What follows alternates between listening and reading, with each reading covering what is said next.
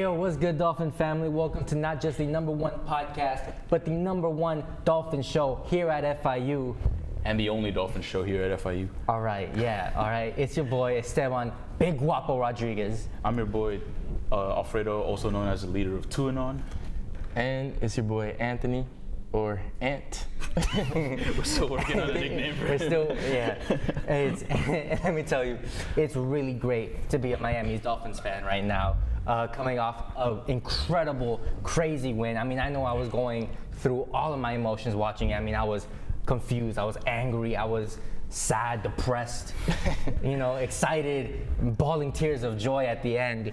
But before we get into all of that good stuff that the Miami Dolphins did, we have to acknowledge all of the faults. And to start off, it has to be Tua's 2 interceptions, my guy. And that first half had me in the mud, man. Tua, I was so ready to give up on Tua after being our resident Tua stan here, been with him through thick and thin since he got drafted. I was so ready to hang up my jersey, man. That first interception throwing into triple coverage, intended for Tyreek Hill, wasn't lucky to get picked off, but still a bad decision. And the second one was even worse. It looked to me like he thought he had a free play and threw it to the sideline to Jalen Waddle and got picked. I was so ready to give up.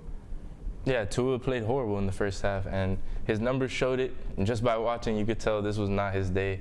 And I didn't think the Ravens defense was that good, so I was really surprised by his play in the first half. But he definitely turned it around.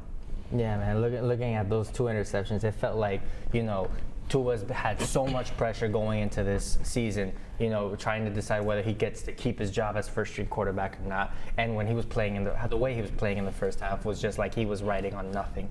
He had absolutely nothing to lose, which is, I didn't like to see that. But he did come back for the win in the fourth quarter. And another thing we need to talk about is the defense. I mean, allowing 35 points in the third quarter, especially for a team that we deemed defense-orientated, was just absolutely unacceptable. I think the defense looked nothing compared to what they did against New England. They gave up so many big plays. Like Bateman and Mark Andrews had huge days for Baltimore. Xavier Howard in particular looked like a shell of himself. He was getting baked by the Ravens receivers. And he dropped what would have been a pick six to tie the game, if I remember correctly. But yeah, he had a bad game in general, and they gave up, like I said, so many big plays, including a 79-yard rushing touchdown from Lamar Jackson. And the run defense looked awful the whole day. That was my main thing, was the big plays. From the very first play where they returned a 109-yard kickoff return for a touchdown, it was just downhill from there. Big play after big play. Tua's interceptions, they went and scored after I think one of them. And the Dolphins defense could not get a stop. They only punted in the third and fourth quarter, the Ravens. And before that, it was just one 4th down stop that they were lucky to get.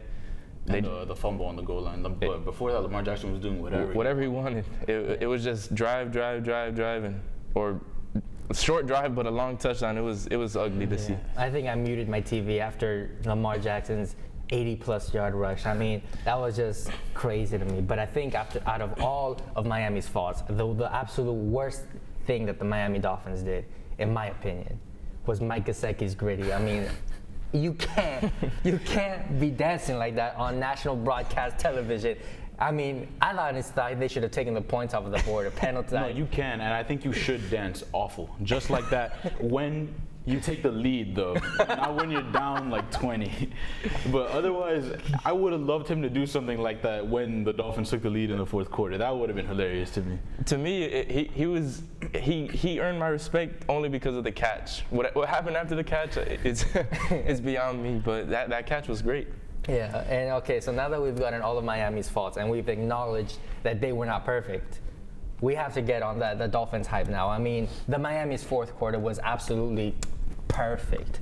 I was looking at the ESPN's winning probability throughout the game, and Baltimore had a 98.3% chance of winning 3 minutes into the fourth quarter, which means that the Dolphins had a 1.7% chance of winning at one point in the game and still won. I mean, that is just absolutely incredible. If I were to tell anyone they had a 1.7% chance of doing anything, of achieving anything, I don't think they'd go for it. So it just shows you the heart, that they had going into this game. What's that thing they tell you in gambling? If you have 100 or 1,000 to 1 odds, you take it. I would have taken it, even regardless of the score, because I I can't give up on this team, regardless of what the score is. And as the leader of 2-on, as I call myself, I felt so much vindication on Sunday, having gone through what I gone through, trying to defend him through thick and thin since he got drafted. That fourth quarter made up for all of that. It felt like it was all worth it, you know. It's such a relief to see Tua finally look like the quarterback I wanted him to be. Mm-hmm.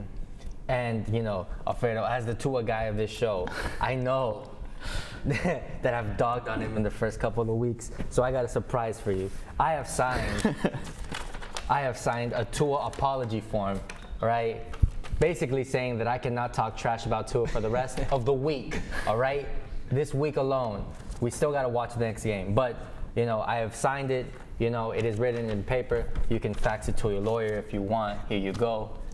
I'm going to make sure I keep this with me because I've never needed this. Since that game against the Cardinals in 2020, that's been my reference to forward all my agendas for Tua, and I'm glad I don't have to use that game anymore. It's a happy retirement for the Arizona game.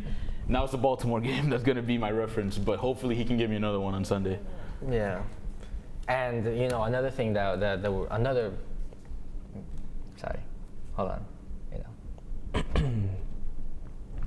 other players that were balling were Tyreek and Waddle. I mean, both with 11 receptions, both with 2 touchdowns each. Tyreek with 180 yards, Waddle with 179 yards. I mean, those are absolute beast numbers. Tyreek Hill is actually leading the league in receiving yards right now, and Jalen Waddle is just behind him at number 3. And it's amazing to see how much better the defense looks when you finally have proper weapons. I mean, he was throwing to Publix cashiers for the last 2 years. It makes me so happy to see him with a good receiving core now. Yeah, these two, I wrote about it this week that they could be the best receiving duo in the league. I don't know if you guys can even think of anyone off the top of your head that can compete with them. But 11 receptions for both of them this week, just monster games. They were destroying whoever was in front of them. Tyreek, as you guys know, was speeding past the whole entire defense, doing what he does. And then Waddle, he just looks like a completely new guy with sharing the field with Tyreek. The defense can't focus on either one of them, and Tua's proving that he can throw to either of them. He can throw the deep ball.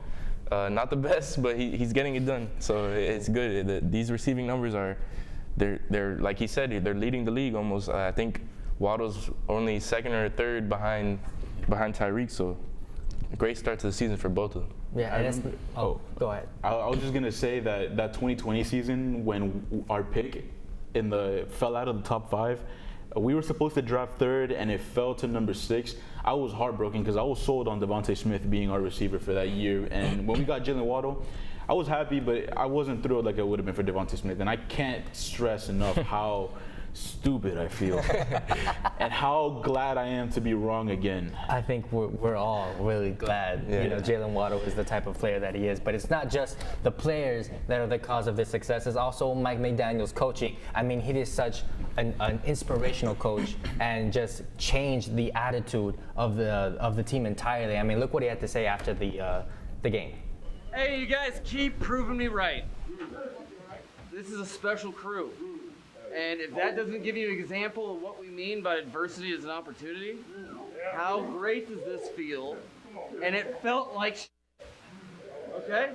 And that's the point that we should never around again with hanging our heads and whoa. It is what it is. It's just a bigger celebration when you come through. This is why, let's learn from this. This is special, enjoy it tonight. But that's why we never, ever hang our head on this football field. Okay? Not with the crew we got. How can you not love Mike McDaniel, man? I think he brings such an unorthodox style to coaching, and I love his emphasis on having the team be together. I love what he says about adversity being an opportunity, and you haven't seen that in any Dolphins team in recent memory. This team looks like a unit, and that's what I love most about him, is that aside from how creative he is as a play caller and in terms of designing the offense, I love what he's done in terms of managing the personalities in the locker room so far. Yeah, for me, I was just very impressed with his ability to keep the team motivated. When you're down 21 in the fourth quarter, a lot of players are going to think, oh, this game is over. But he got his team to stay in it, and they made some big defensive stops, big drives one after the other, and they got it done. Yeah, I mean, and with all the success that the Dolphins have been facing these first 2 weeks, it's been raising a bunch of questions like, has Tua proven himself to be a franchise quarterback yet? Or does he still have a lot left to go? I already told you guys when he convinced me and when he sold me. But in that first half, I thought he had sold me a lie. Up to now. But I'm really glad I don't have to watch highlights from a game that was almost 2 years ago now to feel like Tua is that guy.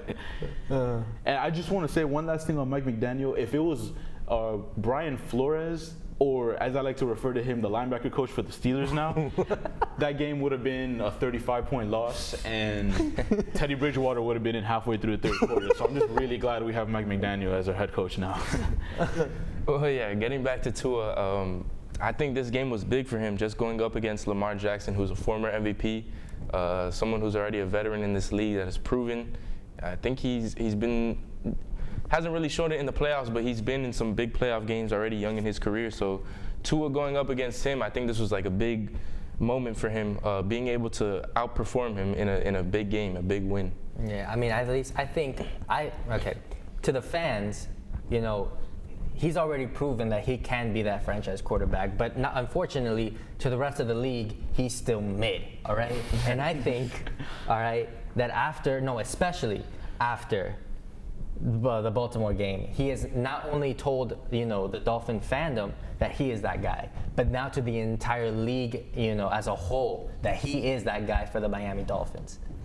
I saw a lot of Ravens fans on Twitter just completely giving him respect, because I think mostly because they're insecure about Lamar leaving and coming to Miami. Yeah. They're like, why would you want a quarterback over someone that just threw 6 touchdowns? So I think he's getting some respect.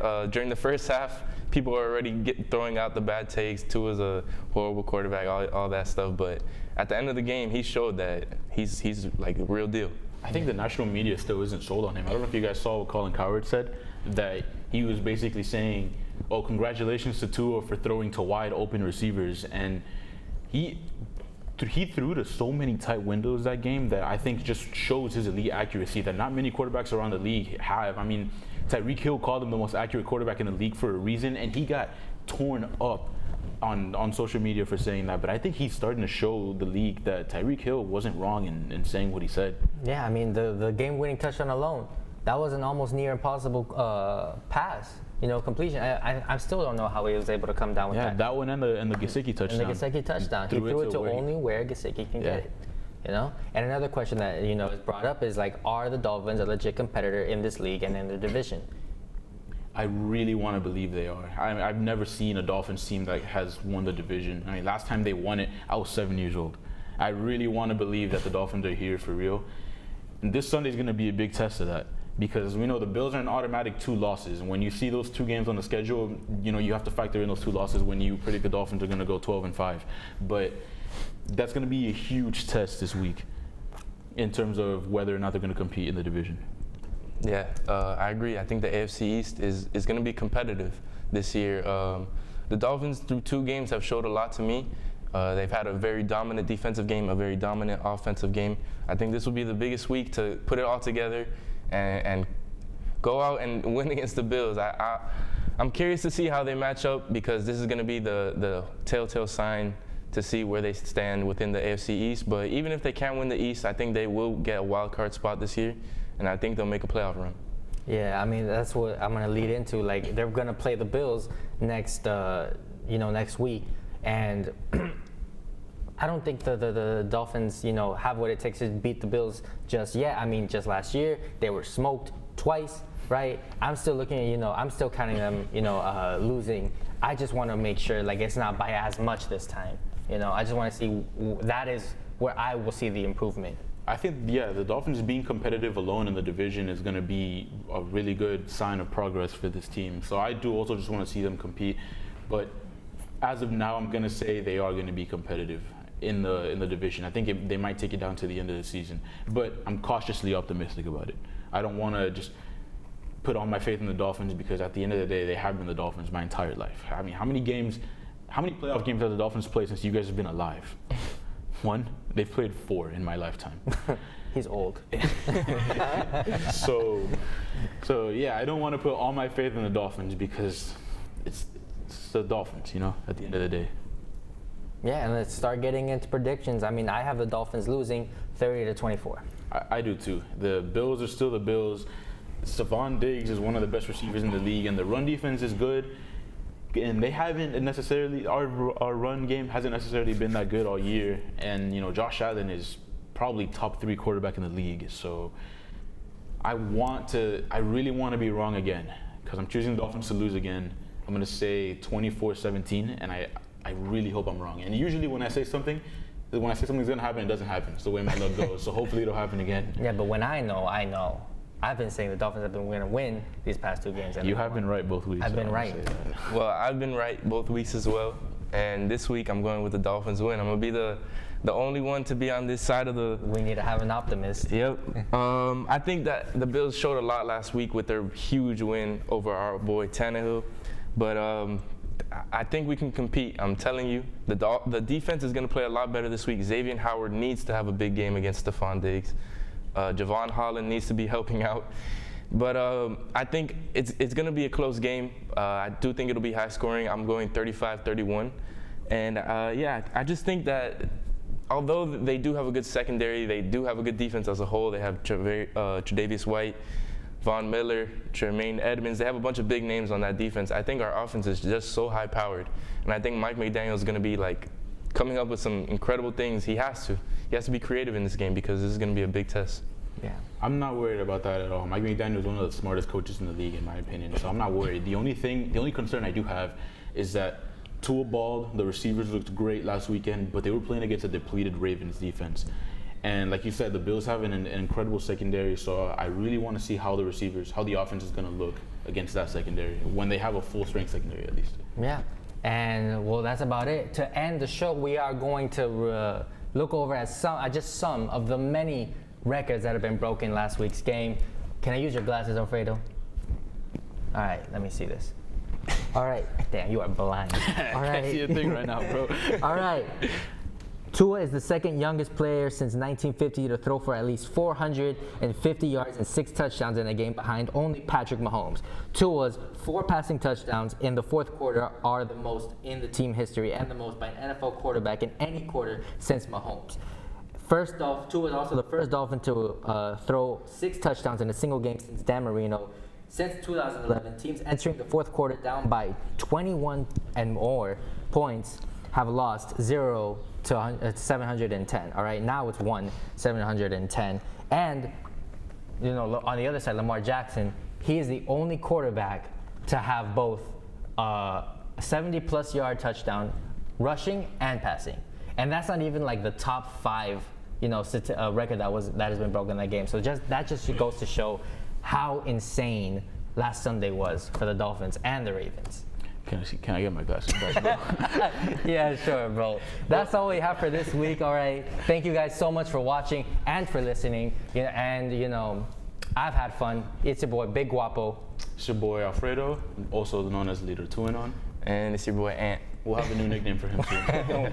We'll see you next week, guys.